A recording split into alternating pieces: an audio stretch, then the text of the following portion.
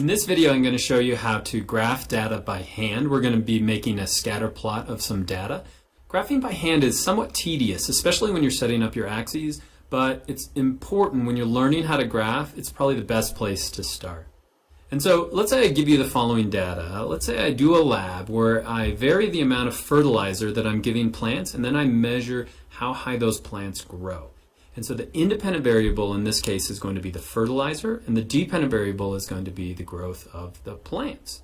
And so you could pause the video if you want to right now. You could try to make a graph of this data, and then you could come back and look at the important parts of a graph and how I set it up. Or you could just watch me, and then when you're done, try a graph of your own. And so the first thing you want to do is figure out what kind of a graph you're going to use. In this case, I'm going to use a scatter plot because I'm looking at the correlation between two number sets. Next thing I want to do is I want to make sure I set up my axes in the right way. Since I'm varying the amount of fertilizer, I want that to be on the x-axis, and I want plant growth to be on the y-axis. The thing you change will be here, and the thing that you measure will be here. Notice that I've also put what I'm measuring and then the units that I measure it in. So fertilizer is going to be measured in grams, and I put that in parentheses. Just likewise, plant growth is going to be on the y-axis, and then I put that measuring in centimeters.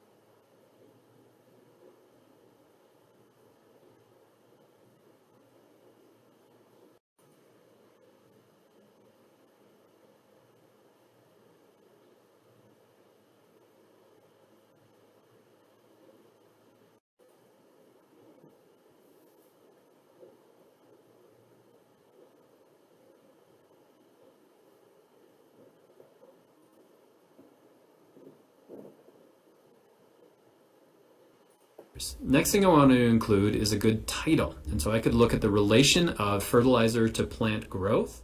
If I knew more about this lab, like the type of plant or the time period when it was done, I would include that in my title as well. Make sure that you can look at the title, and you should be able to label the axes just based on that. You shouldn't have the title that's, for example, just plant growth. You want to have as much information in that title as you can. Next thing I want to do is I want to put numbers, and I want to put tick marks or major grid lines on both the x and the y axis. This is hard to do, and so let's say you're doing a test and you're given this amount of graph paper.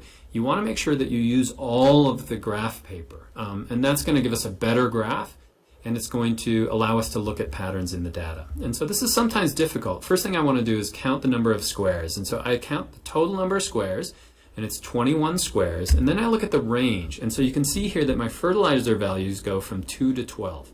And so I have a spread of 10 grams that I want to make sure I'm able to graph.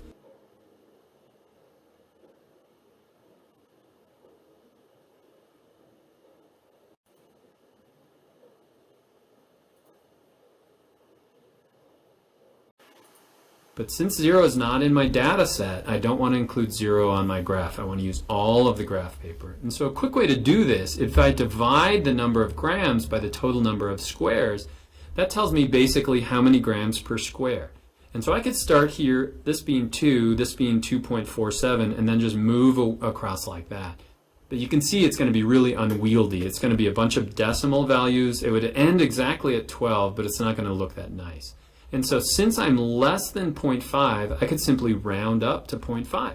And so I could label it across the bottom as 2, 2.5, 3, 3.5, and 4. And so I've labeled all of the whole numbers across the bottom.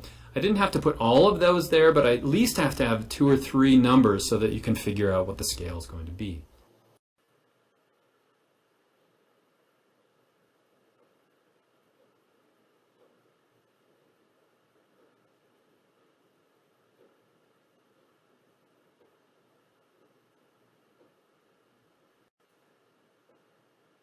Now let's go try and do the y-axis, or plant growth. I count 15 squares here on my graph paper, And I've got a range of 80 centimeters of plant growth. So likewise, I could divide that 80 centimeters by the number of squares, and that's going to give me 5.33 centimeters per square.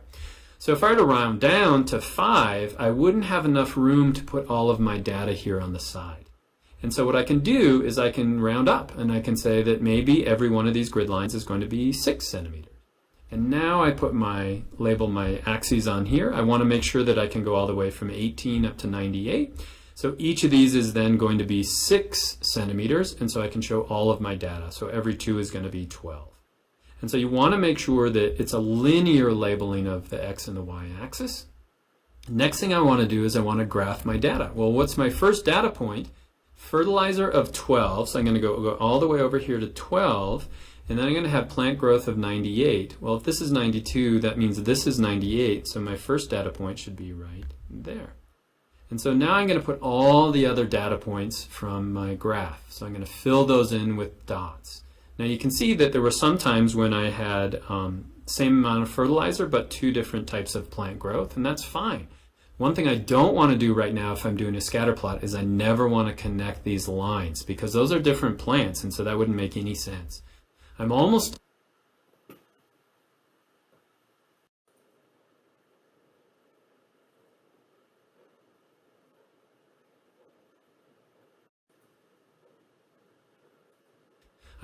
done though. What's the last thing that I'm missing right here on my graph is going to be a line of fit. And so a line of fit is going to be a line that represents the average of my data. Doesn't always have to be a straight line. You can see in this case that as I increase the amount of fertilizer, it starts to stabilize up here at the end. And so that's going to be my line of fit. We don't want to extend it past my last data point. We don't really know what might happen out here. It would only be just a guess.